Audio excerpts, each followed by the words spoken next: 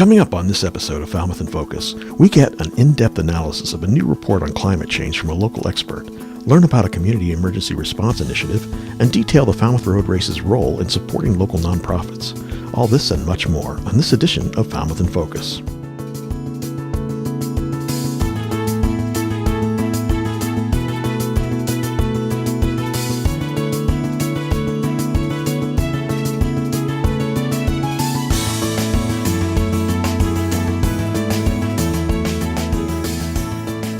Hello and welcome to Falmouth in Focus, FCTV's current affairs program. I'm Michael Kasparian, president of the Falmouth Chamber of Commerce.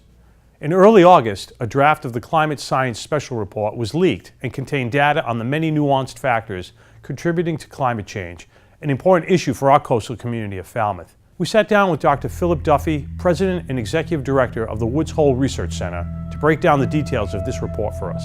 I'm Phil Duffy. I'm president and executive director of Woods Hole Research Center. We do research into the role of natural systems in climate change, both as contributing to the problem of climate change through, for example, deforestation. We also work on using natural systems as solutions to climate change. The Climate Science Special Report is part of the so-called National Climate Assessment process, and the National Climate Assessment is mandated by the Global Change Research Act of 1990. It says that every 4 years the government will produce an assessment of how climate change is affecting the United States and will affect the United States. Climate Science Special Report focuses on actual changes in climate, so changes in extreme weather and so on and so on, and then it's used as a large part of the basis of assessments of how human systems are affected. Future projections show warming and perhaps most interestingly manifested in higher frequencies of extreme heat. So a number of days over 90, 95 and so on are projected to increase a lot. And if we look at the historical record, we can see decade by decade increases in number of days over, you name a temperature threshold, 90, 95, and so on. Now, this report doesn't go into the consequences. That's the assessment itself goes into the consequences of this, but consequences of these extreme heat events can be very significant in terms of lost productivity, in terms of loss of life. In terms of local impacts here in Cape Cod, we don't have a lot of extreme heat here, luckily, but what we do have is flood risk, and flood risk coming from, in our case, primarily from sea level rise, storm surge, and the projections of sea level rise, as I said, have been revised upward, and this is not the first upward revision. In this report, the high-end projection between now and 2100 is for about 2.4 meters of sea level rise, which is essentially 8 feet. So that's very substantial. I mean, if you were to superpose that on a map of Cape Cod, it's a very, very significant impact. A lot of folks are feeling frustrated now. The federal government isn't doing what I think it should be doing to address this problem. It's important for folks to understand that they have impact. They can do something. You can take action at a local level. You can contact your legislators, your elected representatives. You can actually make changes in your own lifestyle, which not only help to address climate change directly, but also can influence the behavior of other folks. There's a lot of good organizations locally that you can get involved in. So, folks shouldn't feel like there's nothing they can do. There's actually a lot that they can do. Thanks to Chris McNeil for that story. Being a seaside town, the passage of time and the brute force of weather can take a toll on our infrastructure in Falmouth. Selectman Doug Brown recently spoke with FCTV about efforts being put in place to protect our coastline. Good morning, I'm Doug Brown. I'm your Falmouth Selectman. I'm here to talk about coastal resiliency. We're here at Trunk River. I'm not sure if you all are aware, but we got a sewer main running underneath this bike path here. And as you can see, the ocean is very close to our infrastructure. So we've got a lot of concerns in Falmouth of coastal resiliency. We've got Chappaquiddick Beach has a road that's washed out. We've got to build that up. At Chappaquiddick, DPW is using sheet piles to reinforce the road, whereas the old way was concrete with stones in front of it. The sheet piles go much deeper and hopefully will last longer. So that's a big investment. Here at Trunk River, we don't have permits for that type of work. When we have an issue, we can only replace in kind what's here, which means the DPW just comes down and kind of puts it back together the way it is. So what we've done is we've formed the Coastal Resiliency Action Committee, which is a group of smart folks that really know the coast, and they're looking at ways that we can be more prepared when these events happen. Whether or not that means reinforcing this sewer line and protecting from the ocean, or possibly relocating it, whatever that final decision will be, we've got to figure it out soon and make a plan. So historically, Knobska Beach, Knobska Point, has been a source of sand for this stretch of beach. And if you're aware that back in the 60s or 70s, I believe it was, the Army Corps of Engineers decided it would be best to armor Knobska with stones and protect that bluff from erosion because they wanted to protect the lighthouse. When they did that, they stopped our source of sand that's coming to this stretch of beach. So now we've got a sort of an unnatural situation where our source is armored, but our coastline is not, and we're losing sand here as in other places in Falmouth. So I think another aspect that we're going to have to consider is whether or not we want to do beach nourishment. Typically our sand flows from the west to the east because of the tides and the currents and the prevailing winds. So that's another aspect of coastal resiliency that we need to probably think about and get ready for. Another vulnerable area in Falmouth is Minot Beach. Currently we're losing 4.1 feet per year of beach at Minot.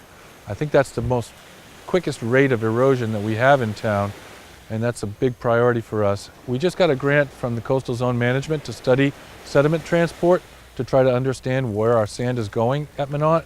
It's a $124,000 study. I really hope they come up with some good answers for us and a plan to move forward to try to slow that erosion. So these are all things that we have to look at, but beach nourishment is going to be an important part of maintaining our beaches. And personally, I feel like we should look at offshore mining, bringing the barge, pumping the sand from offshore right back onto the beach. Well, so these are my opinions as what things that we need to do in Falmouth, and I'm just speaking from my own personal view. This is what I feel like we need to move forward. I hope that other selectmen and other people in town adopt similar views, or at least keep this on their radar and keep us moving towards coastal resiliency planning and being ready for the next big storm. Falmouth selectmen will be deliberating over options in the future to find the most economic and ecologically sound solution to preserving Falmouth's beautiful coastline. Thanks to Jeff Wyman for that piece. Along the New England coast lies the Continental Shelf break, an area where a spectacular abundance of diversity of marine life reside year-round. In this next segment, we learn about the Pioneer Array and explore what makes wildlife activity in the shelf break area so abundant. As a physical oceanographer, you're trying to take in all the information that's going on the ship, the surface salinity, the surface temperature, the profile that you've just done from the last time you lowered the instrument. I'm so excited to be able to put together sightings of marine mammals with abundance of zooplankton and really try and figure out the puzzle of how the exact temperature and salinity conditions and frontal structure then might play into what we see biologically. This line here delineates most likely the front, and what you can see is a big local maximum here in the dark red, and that may very well be fish concentrating right here. It's just amazing. Okay, Garrett, I think we're ready to go. What was very interesting in this cruise is that we started out doing some sampling over in the west near the new ocean observatory, the Pioneer Array. But then when we moved to the eastern line, where it was much saltier and much warmer, 5 or 6 degrees C warmer, We really didn't see as much life, marine life there, the zooplankton or the small fish. The feature that we saw to the east with the warm salty water, that's going to flow by the Pioneer Array, and so we'll be able to get a better picture of how big it is, how long it lasts, what impact it has on, say, the nutrient distributions there. The Pioneer Array is very important because it enables us to maintain a constant presence. So when there are strong storms, we can't be out here, but the Pioneer Array can be out here. Making more ocean observations is critical and necessary moving forward.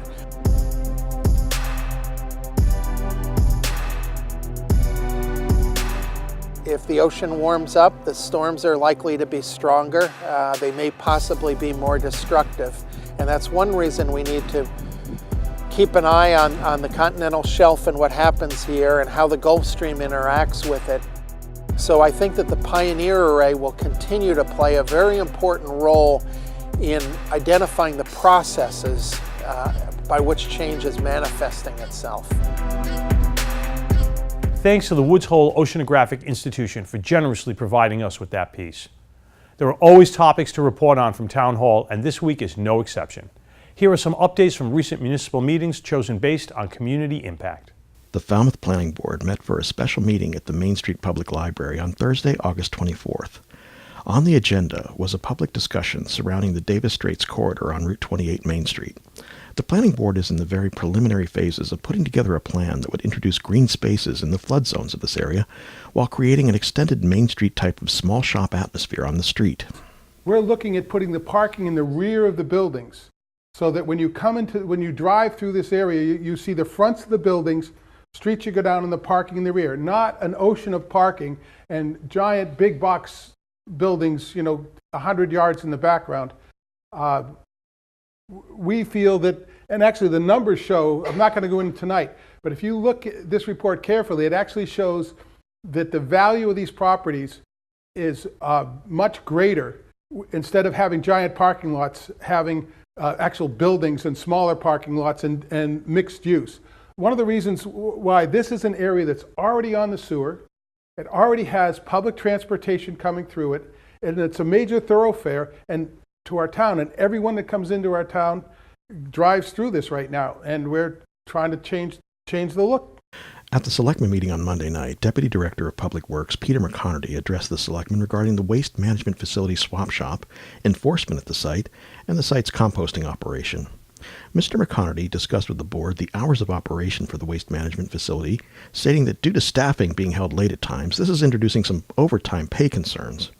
Mr. McConerty furthered his report by relaying that the hours of operation of the swap shop will be reduced to the current composting facility hours, 7:45 a.m. to 12 noon, Tuesday, Thursday, and Saturday.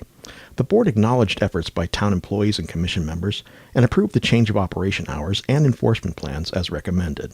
We're looking after Labor Day, maybe the first or second week in September. It'll give some time frame from the residents to get, and we'll change the signage at the facility so they'll give some residents some time to get used to. Change over anyway, all over town. Right. Terrific. Assistant Town Manager Peter Johnson Staub addressed the Selectmen about improving the aesthetics and functionality of the Selectmen's meeting room. Mr. Johnson Staub walked the Selectmen through the funding mechanisms of such a project and the variety of design setups that have been discussed over the past several months. During the presentation, the Assistant Town Manager talked about visual aids, seating, and table designs in the room for members of the public and board members. Board members were interested and excited to hear plans for upgrading broadcast in the Selectmen's meeting room, which FCTV plans on installing in the near future. The Selectmen stated they are happy to move along with the project, but emphasized they certainly want to retain the ability to engage the public directly. I can see the tremendous amount of work that's been done, and plus the consultation with all the various people that are working with you, the logistics, being able to concretely think about various ways we use the room, how crowded does it get, when do we have overflow, where are they looking, how does FCTV pick up everything and have the right set of lines for everything they have to present in back. I mean, there's just a tremendous amount of thinking. So and different boards operate in different ways. Absolutely. Yes, they have different priorities. Right. Exactly.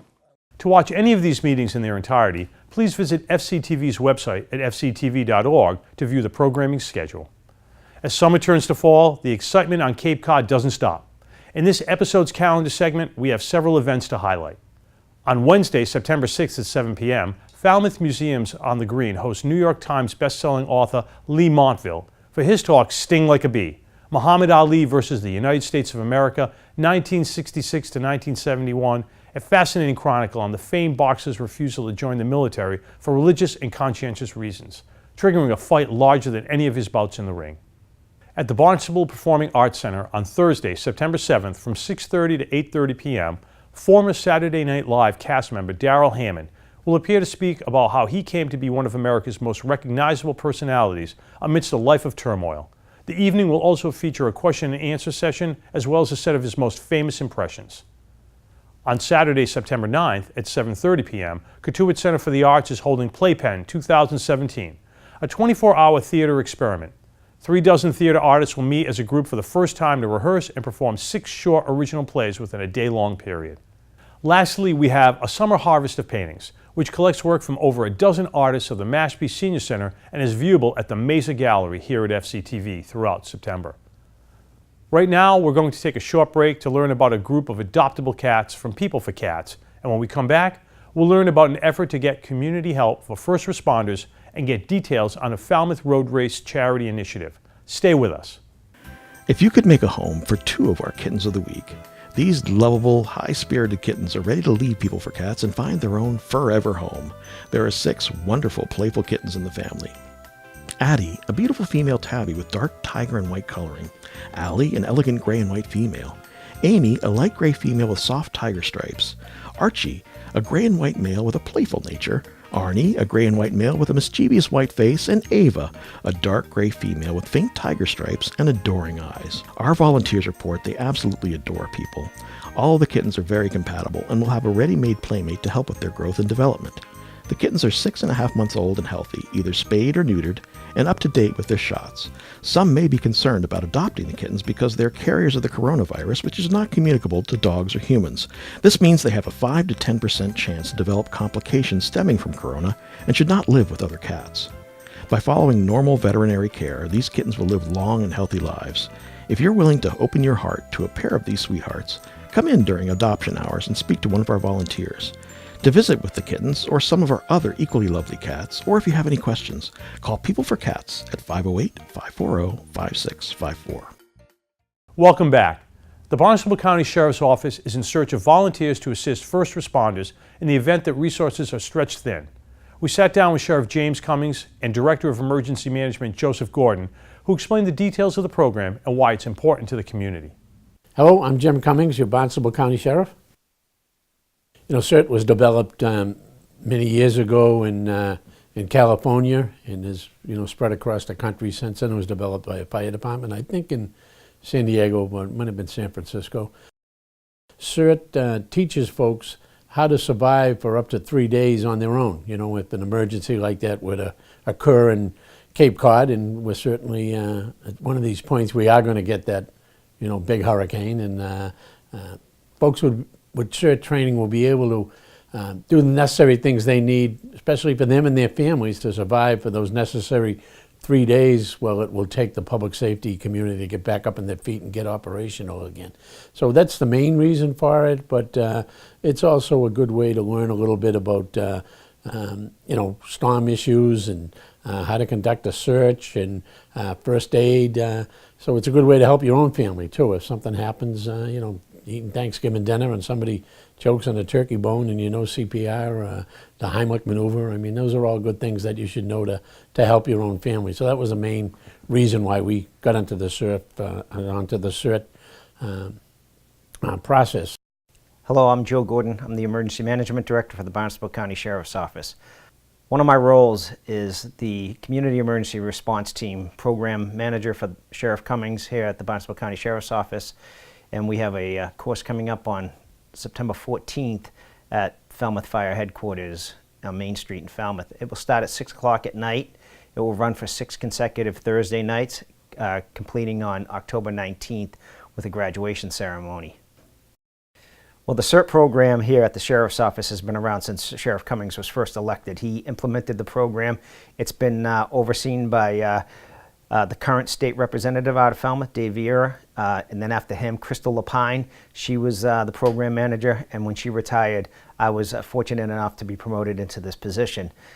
We continue on with the foundation that this is helpful for the individual and their family, and then as a community as a whole. So one of the things with CERT is that we work collaboratively with all the municipalities on the Cape. And one of the reasons why I'm teaching this class in Falmouth is that I have a great working relationship with the Falmouth CERT team that is co-run by Dan Donato and Helen Vizina. And I've taught at the Falmouth Fire Headquarters before, taught the class there. And we share team members between Falmouth CERT and the Barnstable County Sheriff's Office CERT. For those of you who are thinking about this, I would ask that you really consider it and come on down, meet us. I'm going to be teaching, I try to teach 2 classes every year. I move around the Cape a lot. I have a great working relationship with Massachusetts Maritime Academy. They like to get their cadets certified. I am a graduate of their emergency management program. So come on down. Like I said, we have 25 seats. They're first come, first serve.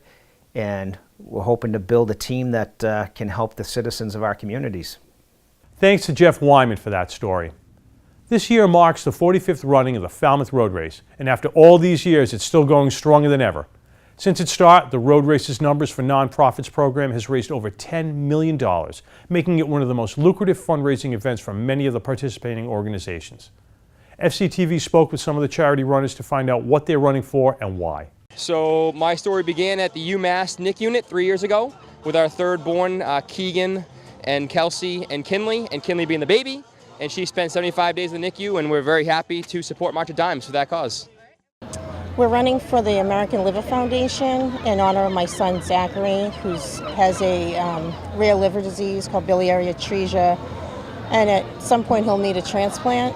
So we got to raise as much money and awareness as we can. We're running for Beat NB, which is a foundation to help kids fight cancer.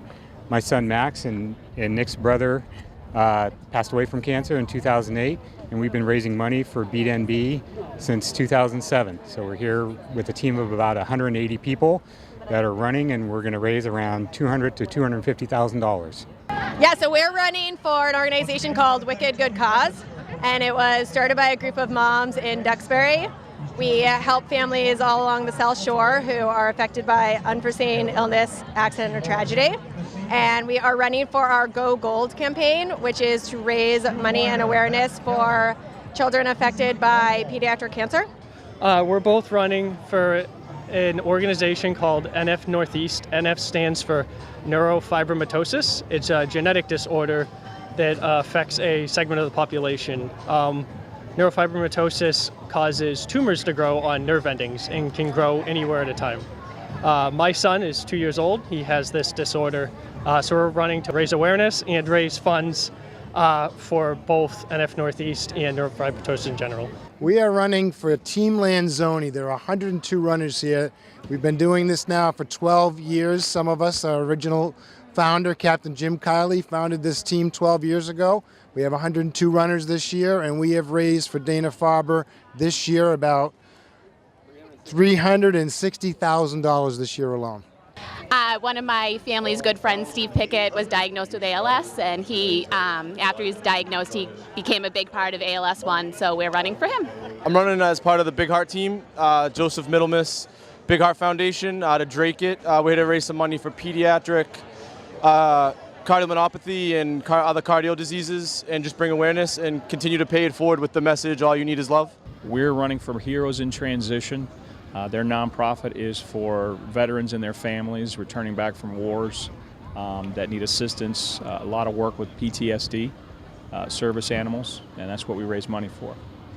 I'm running for Team MR8. It's a foundation for my friend who was killed in the Boston bombings.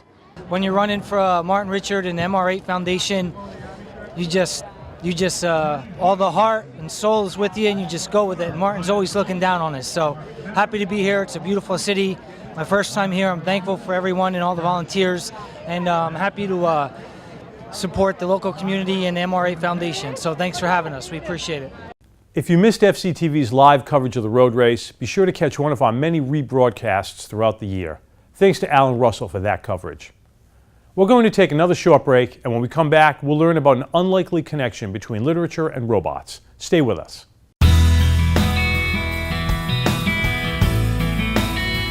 Hi, I'm Barb Schneider, president of Falmouth Dog Parks Incorporated, and this is my dog Max. Over the past 6 years, you've probably heard about the Falmouth Dog Park and the important role it plays for people and dogs living in and visiting Falmouth. The park has over 20,000 canine visitors each year and is busy most days. But the park can only be as good as it is and safe and clean as it is thanks to the incredible team of volunteers that manage and maintain the park. A Board of Trustee member or a volunteer steward visits the park each day and checks to see that the park is free of trash, that dog poop is removed, and that the sidewalks are clear of snow and stones. We hope you might consider joining our team of stewards. As a trained steward, you become the eyes and ears for the Board of Trustees, and you help make the park as good as it is. Sign up, and training is simple. Stop to ask one of the stewards to help you contact the board, or call the number on the screen at the end of this PSA or on the newsletters in the holders at the park. Training takes about 10 minutes, and then you are ready to sign up for 1, 2, or 3 days a month by responding to the monthly email you will receive. Each month is flexible, and you can do your 15 minutes of steward work anytime that day or day you have chosen. We are constantly told that we are one of the cleanest dog parks anyone has ever visited. Help keep us in that tradition and keep the goal intact. Please give us a call or become part of the Falmouth Dog Park team. You will be glad you did, and so will thousands of dogs and people who enjoy the park each year. Please call 508-331-2929 to arrange a training. See you at the park.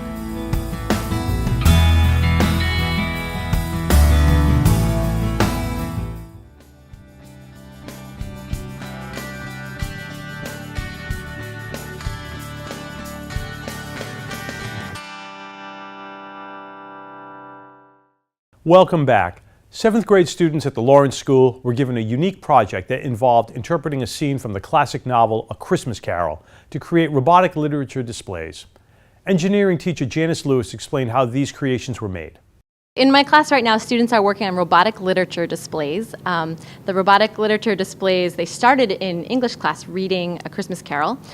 They've each picked a scene from A Christmas Carol and analyzed it for mood and tone and emotion. And now here they're building a robotic display of their scene that reflects the mood and tone and emotion of that scene. So it's a really great opportunity to work with English and engineering together to kind of a non-traditional pairing of courses. Students are going to kind of bring what they've read to life, so they really have to dig into the scene to be able to reflect it accurately in their display. The displays are run with Hummingbird robotic kits and that are programmed using Scratch. Students learned how to use Scratch in a previous enrichment course at Lawrence, so they learned that in their Tech 21 class, and they practiced it there. They came here, and now they're putting it to use to program and tell these robotic parts that are Hummingbird robotic kits purchased with an FEF grant. They're telling those robotic parts how to move and act in their scenes. And they're going to make things light up and move, and next week they're going to be building those boxes and getting everything to come to life. Pairing up English and engineering is really exciting. This is, we tried it a little bit last year and did it just for a week or so, and then it was so great that we've expanded it this year because a lot of kids are kind of naturally engaged in engineering or English, and to put them together, we find we can capture a bigger range of students. We have kids who are great readers and love to read, and they don't spend as much time putting their hands on stuff, but now they have to because they've read something and they want to make it come alive. And then we have students who love doing the hands-on work. We have students who really like programming or coding or working with computers, and maybe they kind of plod through the English sometimes, and now this is, they're excited to learn more about the scene so they can do good coding to make it actually happen. I feel that we have this special opportunity that not a lot of other schools have. It's this kind of place where you can do something different and you know that you're actually doing something creative other than art class. It's more building and things like that. Thanks to Ryan Weber for that story. Here at FCTV, we want you to know that television can be as easy as hitting record on your smartphone. We'd like to invite all Falmouth residents and visitors to share their slice of life with us. Email us your photos and videos or upload them to Facebook, Twitter, or Instagram using the hashtag MyFalmouth or Falmouth in Focus to be featured on the show. Thank you to our most recent contributors. We leave you now with the sights and sounds of August 21st's solar eclipse. Thanks for watching Falmouth in Focus. We'll see you next time.